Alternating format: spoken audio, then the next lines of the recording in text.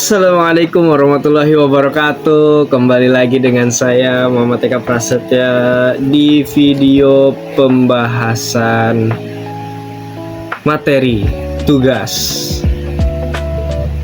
Sebelumnya saya Muhammad Eka Prasetya dari kelas 02 PEJK 001 dari Universitas Pamulang, Fakultas Ilmu Pendidikan, Prodi Program Studi Pendidikan Jasmani S1.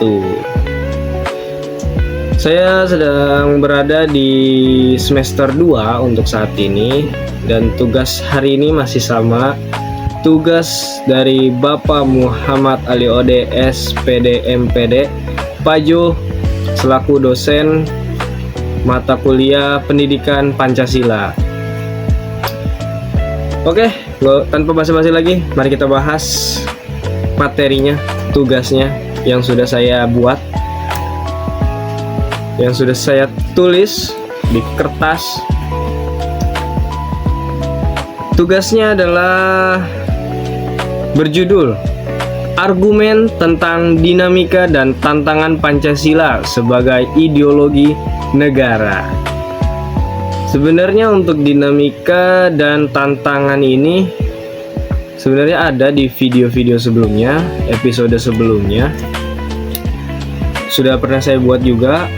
Itu kalau nggak salah tugas rangkuman, video merangkum atau membahas hasil rangkuman presentasi kelompok teman saya, rekan-rekan saya. Oke, lanjut saja.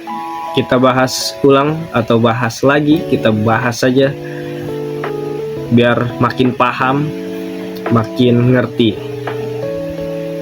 Pancasila sebagai ideologi negara memiliki sifat dinamis, artinya mampu berkembang mengikuti perubahan zaman tanpa menghilangkan nilai dasar yang terkandung di dalamnya.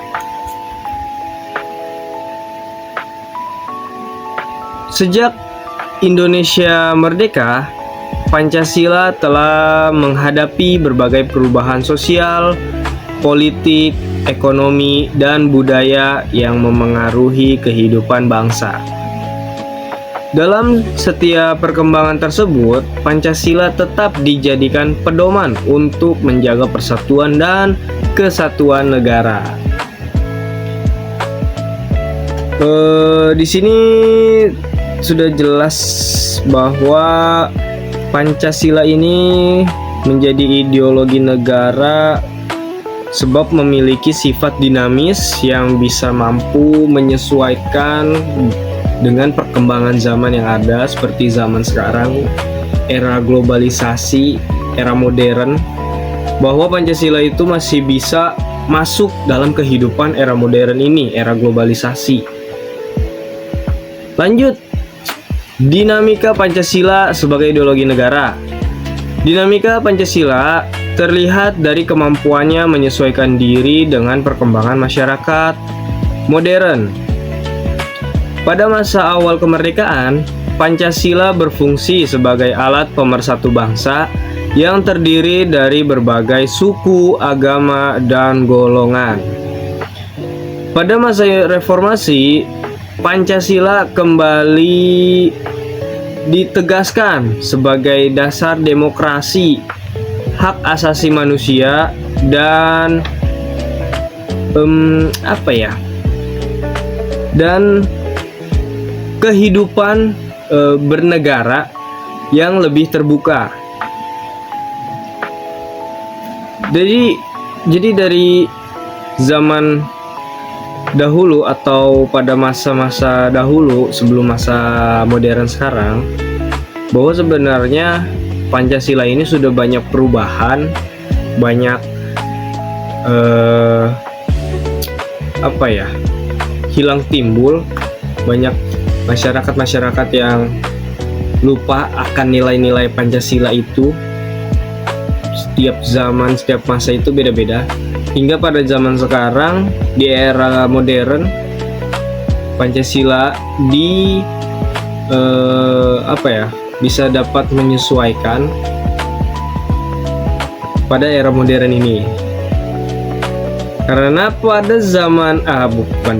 pada masa reformasi itu Pancasila kembali ditegaskan untuk sebagai demokrasi. Nah, sekarang pada era globalisasi dan perkembangan teknologi saat ini, nilai-nilai Pancasila tetap relevan untuk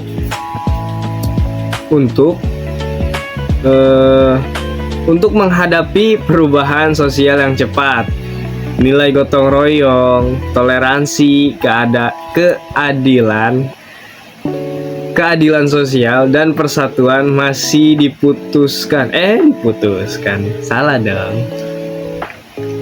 masih diperlukan dalam kehidupan masyarakat modern.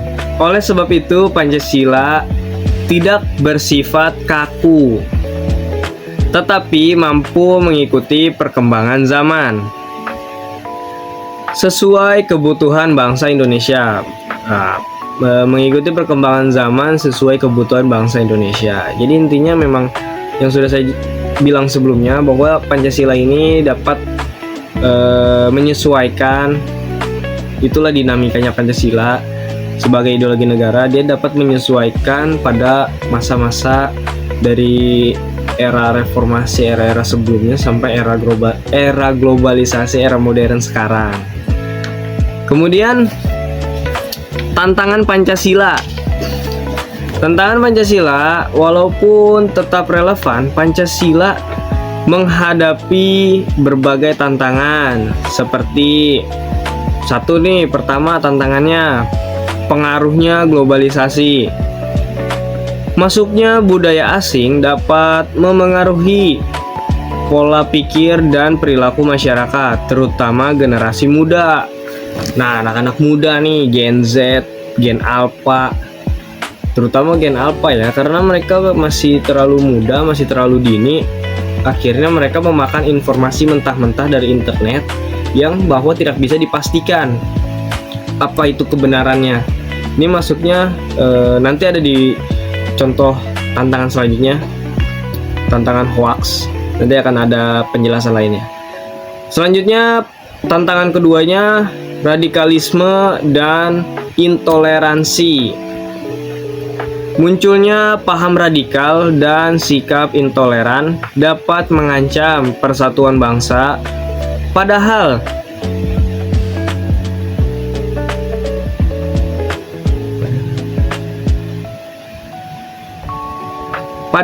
Pancasila mengajarkan sikap saling menghormati antar umat beragama dan menjaga persatuan Indonesia. Itulah sebabnya untuk kaum muda, apalagi anak usia dini, perlu dibimbing, perlu diajari, diberi nasihat, diberi ilmu, diberi pengetahuan lebih lanjut, lebih maju, supaya mereka itu tidak tersesat dalam apalagi pada era sekarang digital yang dikit-dikit main HP, dikit-dikit online, dikit-dikit searching internet. Itu pasti bakal banyak informasi yang salah, misinformation, yang dapat mengakibatkan pada anak-anak generasi sekarang itu salah mengartikan atau salah memahami Pancasila, nilai-nilai dasar negara itu, ideologi negara. Selanjutnya poin ketiganya adalah, bahaya nih. Tantangan ketiganya adalah korupsi dan penyalahgunaan kekuasaan. Kacau. Tindakan korupsi bertentangan dengan nilai keadilan dan kemanusiaan dalam Pancasila jika terus terjadi. Akibat dari korupsi ini, penyalahgunaan kuasa ini mengakibatkan kepercayaan masyarakat terhadap pemerintah dapat menurunkan kepercayaan masyarakat terhadap para pendiri, para dewan, para Selanjutnya tantangan keempat, nah ini dia, Penyebaran hoaks dan konflik sosial. Perkembangan media sosial mempermudah penyebaran informasi palsu yang dapat memicu perpecahan masyarakat. Hal ini menjadi tantangan besar dalam menjaga persatuan bangsa. Seperti yang saya bilang tadi, bahwa anak generasi muda zaman sekarang, anak usia dini itu perlu dibimbing dalam mengakses internet, dalam searching harus dibimbing dan dipantau supaya tidak mengartikan atau menelan bulat-bulat informasi yang salah itu, informasi-informasi palsu yang akhirnya membuat mereka itu bahwa mereka bilang itu iya benar, tapi padahal salah jika mereka menteliti lebih lanjut. Akhirnya bisa dia diceng-cengin oleh teman-temannya karena informasinya salah yang dia dapatkan dari internet ataupun lain-lain, dibully, dirundung, macam-macam. Itulah sebabnya makanya harus dibimbing. Itu dia guys, pembimbingan itu perlu ya. Selanjutnya poin terakhir atau tantangan terakhir yang saya tulis, menurunnya pemahaman gen muda terhadap Pancasila. Wah, masih sama sebenarnya. Sebagian generasi muda mulai kurang memahami sejarah dan nilai-nilai Pancasila. Oleh karena itu, pendidikan Pancasila perlu diperkuat di sekolah maupun lingkungan masyarakat. Intinya, untuk generasi muda, untuk orang-orang awam yang tidak ataupun kurang memahami ideologi negara, terutama nilai-nilai Pancasila ini, sejarah-sejarahnya itu perlu dibantu, dibimbing supaya mereka lebih memahami seperti para profesor-profesor kita, seperti para sejarawan atau ilmuwan, itu sebutannya, seperti para dosen. Nah itu dia, makanya supaya tidak ada misinformation, supaya tidak ada kesalahpahaman antar masyarakat. Padahal kita satu negara, tapi kok kita bisa berbeda pendapat, berbeda pemahaman. Itulah sebabnya makanya diperlukannya guru ataupun dosen yang bisa membantu, membimbing, mengarahkan ke jalan yang benar. Ibarat kata ustadz yang membawa ataupun mengajarkan ngaji supaya anak-anaknya bisa belajar ngaji biar bisa mengerti huruf hijaiyah. Ya ibarat seperti itulah. Mungkin cukup sekian dari pembahasan materi tugas kali ini.